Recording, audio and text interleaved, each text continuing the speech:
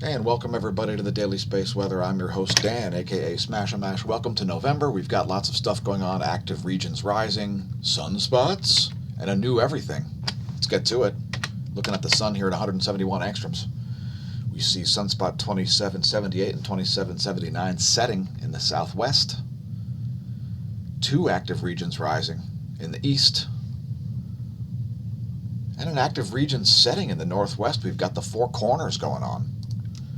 Not to be confused with the four horsemen of the apocalypse, and we are delighted to not be broadcasting from the River Styx. Today we've gotten out of there, and we've got some custom Helio viewer movies for you, starting out with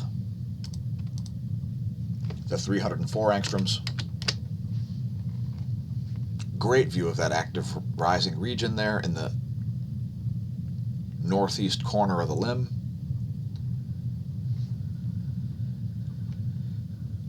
And we'll show you that same view in 171 angstroms, that is.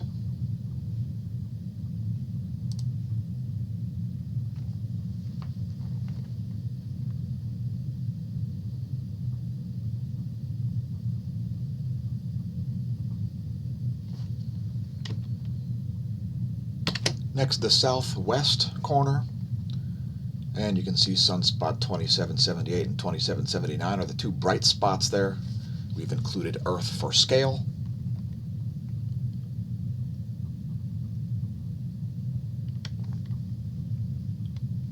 And last but not least, the same area in 171 angstroms.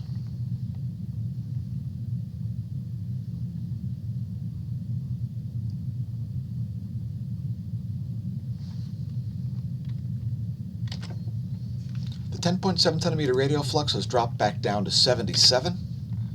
And here's the chart from the Northwest Research Associates, SPOCS.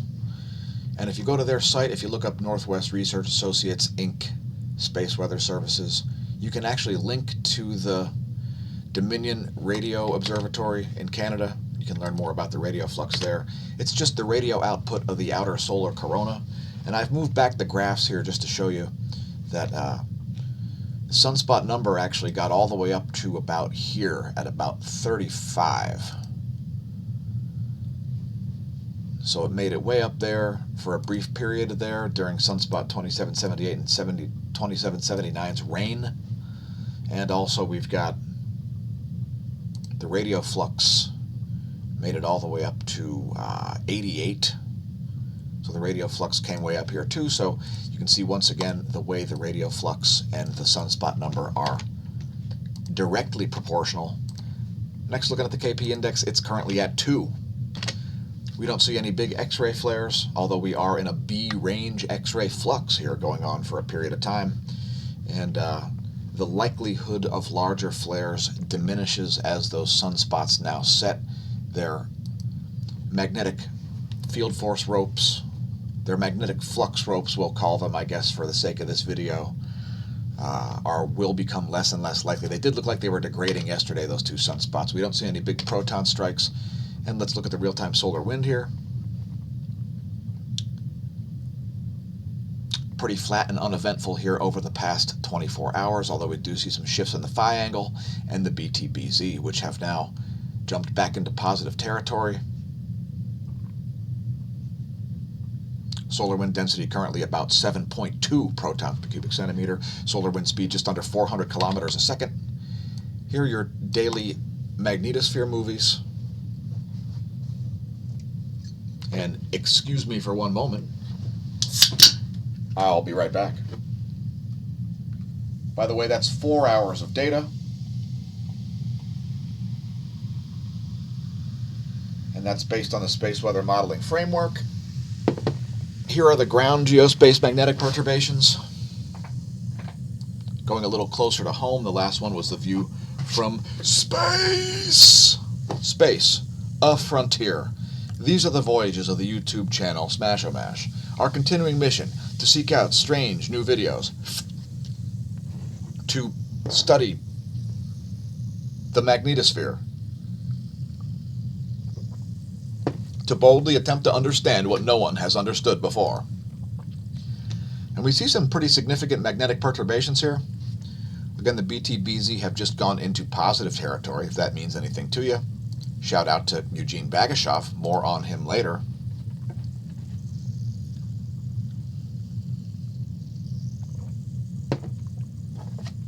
So some significant magnetism kicking off here,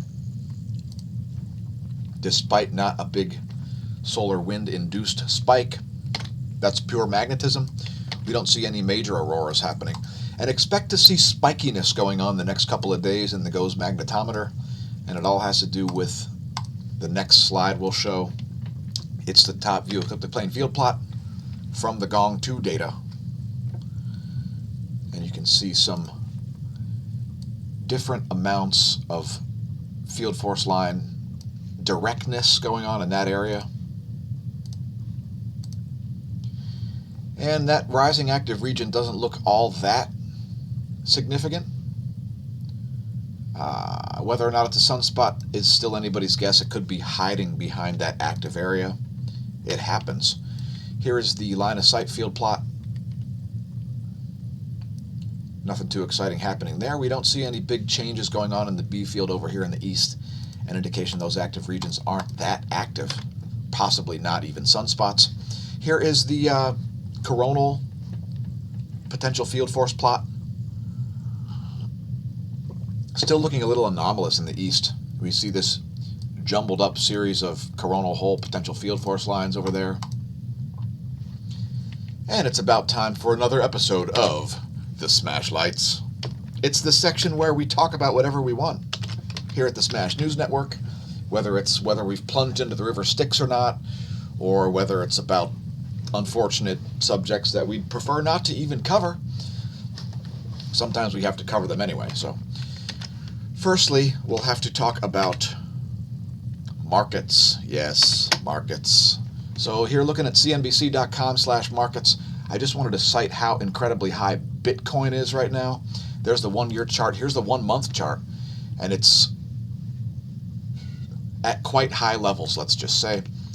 Let's also look at Ethereum. And we're showing numbers here all from the Coinbase exchange. Keep your exchanges in mind when looking at these numbers, folks. So Coinbase looks a little bit undervalued with respect to Bitcoin, but neither of these things are tigers that I would chase at these high levels, unless perhaps you're already massively don't chase the tiger at these levels, folks. It's a bad move. So we see a bit of a bond sell-off here. Bond yields are up currently. And gold is down to 1878, but it's up on the day here, the past day's trading. The Japanese yen's pretty flat, and the US dollar is up 3 cents versus the Japanese yen. A massively inflated currency. And let's just take a look at futures and commodities real quick. Here's a gold chart. We'll look at the 1 year chart of gold. There's the 1 year chart of gold. $1,878.80, $1,878.80 is the current price. Here's a silver chart, if it loads. There we go. $23.71 is silver right now. Yes. And let's look at some more data here. And there you go. That's the 1 year chart of the Dow Jones Industrial Average, and that is indeed a V-shaped recovery so far, although having given up some of its most recent gains, it's made up practically all of the losses from COVID, and for that we thank you. And to our patrons, we thank you. Thanks to our patrons for being the true source of funding for the content. If you'd like some early alerts and various other pieces of media that nobody else gets access to, check us out at patreon.com/smAsho. Please consider funding us. We greatly appreciate the support, and we need plenty more. Thanks again, everybody over there, patreon.com/smAsho. Also, don't forget to check out our home servers, as big tech has sort of forced our hand in some ways to just make our own servers and just say, well, if you can't join them, beat them. So check out our affiliate links and so on, our smAsho forum. One of the things you can check out at the Smash forum is the Smash mission, smashomash.com/forum/mission. And one of our major missions is, and it's number one on the list, is to assist, study, and report on the ongoing formation of a unified theory of physics. And to that end, we made a video yesterday featuring esteemed guest Eugene Bagashov, where we talked about solar/grand solar minimum, cosmic rays, and the, quote, galactic current sheet, end quote. Here's a clip. It's two dipoles. Kind of, but I mean, in the first approximation, we may just assume that it's a single dipole. Anyway, we did argue about some things, and we agreed on some things, and we disagreed on some things, and never the twain shall meet. So thanks everybody who's viewed that. Tell your friends and foes about that one. Tell your science noobs and science pros about that one. It was pretty interesting conversation, and it just is going to lead to more. And let's talk about COVID. Are you scared and spooked? Now, here at the Smash News Network, we're not particularly scared and spooked. And we've created a massive thread at smashomash.com/forum about it in the free-for-all forum. I don't really care to comment on you, COVID. Anything to say? COVID wants to hang out. We're going to let COVID here just rotate above my head for the rest of the segment here. By the way, today's featured item is calcium plus vitamin D. As you may find, that is in the news lately. We're just about to re-up on ours. Calcium plus vitamin D. You can find it and various other useful items at smashomash.com/affiliate, as we've dipped our tippy toe into the affiliate space enough to buy some shark socks and tell you we like them, and then there's a link to them. Perhaps some gifts you could purchase there at Amazon, at all of our Amazon links, smashomash.com/affiliate. And we typically do stream live to Twitch, by the way. It's twitch.tv/smashomash. Don't forget to check out the Smash stores. You can link to those. The Smash store and the smAsho store, they're all at smashomash.com. And I've officially said the word Smash too many times. Today's featured product is the Mansa shirt in orange, because nothing says don't run me over or shoot me like a blaze orange shirt. If you enjoy the content at YouTube, make sure you press like and subscribe over there. Thanks to all of our subscribers, new and old, over there. And don't forget to also follow us on BitChute, bitchute.com/smashomash. By the way, did you see the insane rallies yesterday in Pennsylvania? There were two of them. And I guess I heard the Butler one was really crazy. This one is in Berks County, but the Butler one is in the middle of nowhere. And it was like a stadium worth of people. Here's a clip from what went on in Berks County. And 3 other locations around the Keystone. And we'll just mute them. Oh my God, it looks like a complete COVID-idiot. What are you doing, Channel 69? Economy, adding jobs, and bringing an end to the COVID-19 pandemic. Anyway, by the way, it's up to you to Mansa. Make America not suck again. It's up to you. The government's not going to do it for you. So don't be a statist. And by the way, we're looking to do a video about statism. That should be a thing. We're going to have to get to that. COVID. Are you going to... COVID's hanging out. All right. Now, don't forget to check out the official BitChute page of the Smash News Network, bitchute.com/smashomash. There's a recent exclusive on there called Banks of the River Styx BitChute exclusive. Let's talk turkey. All tech is the answer. There's also other stuff over there that's exclusive. What about the cringeworthy one featuring weirdo environmentalist billionaire Tom Steyer at a cringeworthy moment? Yeah, BitChute. Make sure you branch out into alt tech, folks, because, well, it's one of the alternatives that you have to things like Facebook. Here's one of the alternatives to Facebook. It's Minds.com. By the way, I've survived the global pandemic so far, and congratulations to you for doing the same. We've unpinned this as the deal has ended. So thanks everybody who's purchased products over there. They're still available. And look for the Teespring stores to be changing soon. Again, don't forget to branch into alt tech, minds.com/smashomash. Probably the first place that we put up this meme of these complete COVIDiots. Also, follow us on Twitter, twitter.com/smashomash. Thanks to all of our new followers over there. Cheers. And our most recent post is about 2020, which represented a massive opportunity for leadership and obvious clarity of how many things are. And all things matter. And 2021 will represent a massive opportunity to leverage said leadership. The best way to dispel evil is to cast light upon it, and accountability, I believe, will be the theme of 2021. What do you think? Leave us a comment below the video. And COVID, the smAsho Light segment's almost over here. You're gonna have to, you know, get a move on here. It's embarrassing. I'm still not scared. I see you hanging above my head. All right, 3, 2. Thank you. How rude. And here ends today's smAsho Lights. Let's get back to space data. The electron flux has come out of warning levels. After being there for a few days, we don't see very many charging hazards, a little bit over the South Pacific. It looks like Tijuana may have some charging hazards above it. And there is the forecast. Another moderate drop in the electron flux is forecasted here. There's the 3-day chart. And here's a visualization of the entire air column. It's the total content, the total electron content forecast.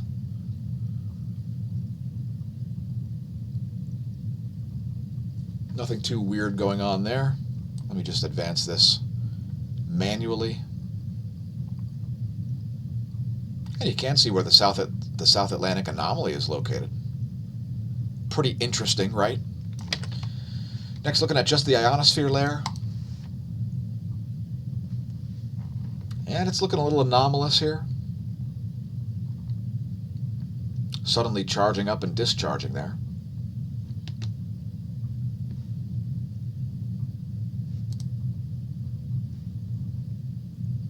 And we used to play only 6 hours of this. Now we've upgraded to 24 hours. Here's the latest image.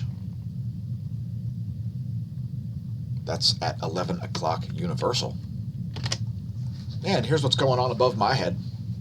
I like to use in-the-sky.org. It's a convenient sky chart. And if you're up before dawn, you may see the second and third brightest objects in the sky, the moon and Venus. If you've got a telescope, get a photo. We'll feature it on the channel, perhaps. Here's where stuff is in the solar system. On 111, please leave a comment if you're frightened because of numbers, such as the repeating number 1. Oh my God, 111. It's a factor of 11 and 1. There's where things will be in a week on 8/11, November 8th. No major earthquakes over the past 24, but we did see some deep ones like this 4.5 at Chile, this 4.5 at Timor-Leste, the second of which is at 557 kilometers depth. That's pretty deep. Another deep quake at Chile, one of the main spots on Earth for deep quakes. Another deep quake in western South America. That one's at Bolivia at over 260 kilometers depth. And another one north of Australia there, near Timor-Leste, 182 kilometers. 181 kilometers at a 5.7 magnitude. That was the largest of the past 24. Next, volcanoes at volcanodiscovery.com. Let's see what's been erupting. Suwanosejima. Unknown volcanic ash cloud there. Don't fly over it in your hang glider. Cinnabung. An avalanche sending volcanic ash 11,000 feet into the air. Semeru, flight level 140, 14,000 foot there. Popocatépetl dissipated its ash. Sabancaya is still exploding. It's producing a 24,000 foot ash plume. Please don't pole vault the caldera. And check out some cold temperature anomalies once again rolling through. Great Lakes region, very cold. You're looking at 10 degrees Celsius below the average there. That's 10 degrees Celsius. And that forecast there is through, well, today. You can see it's going to be very, very cold in the Florida Panhandle there. 12 degrees Celsius below average.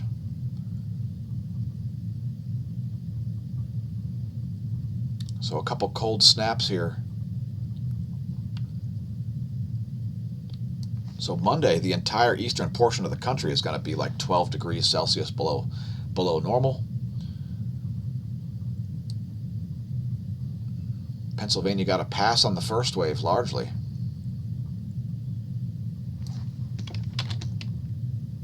And here's the weather.gov map showing hard freezes in the entire central south.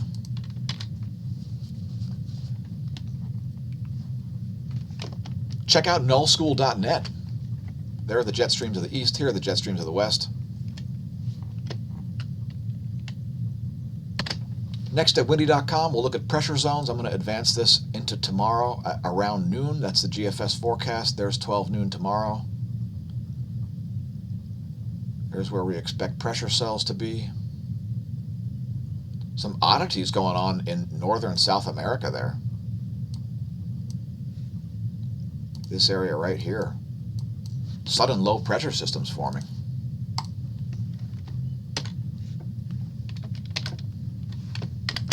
And next, looking at lightningmaps.org, we see a bit of lightning here in the Middle East, as well as continuing lightning strikes in the Caribbean.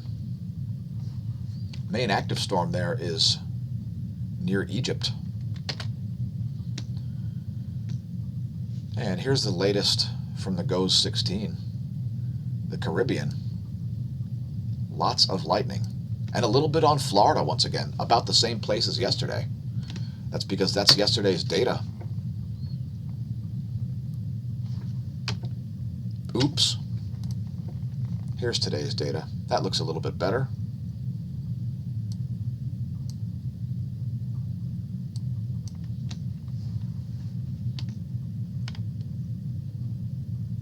And let's move on as there's nothing too major going on down there.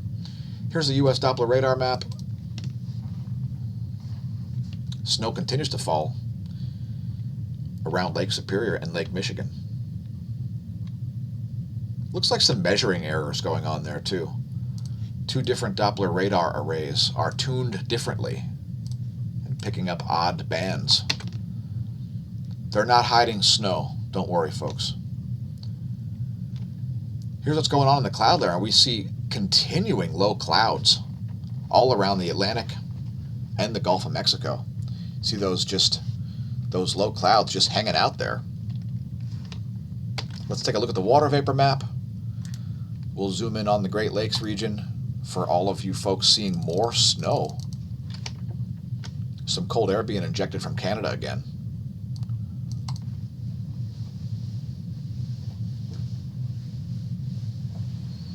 And some of those systems are going to stagnate there as this dry mass of air is acting like a collection unit, and it's not allowing that cold air to continue on to the south. So it's going to pile up.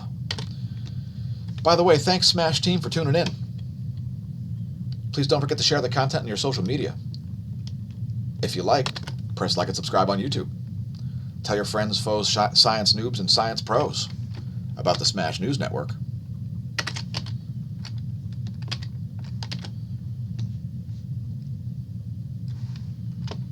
Again, today's featured product is the Mansa shirt. You can link to all of this at smashomash.com. Thanks for flying American Smashways. Please keep your head and arms inside the Smash plane at all times. We've got bonus features for you.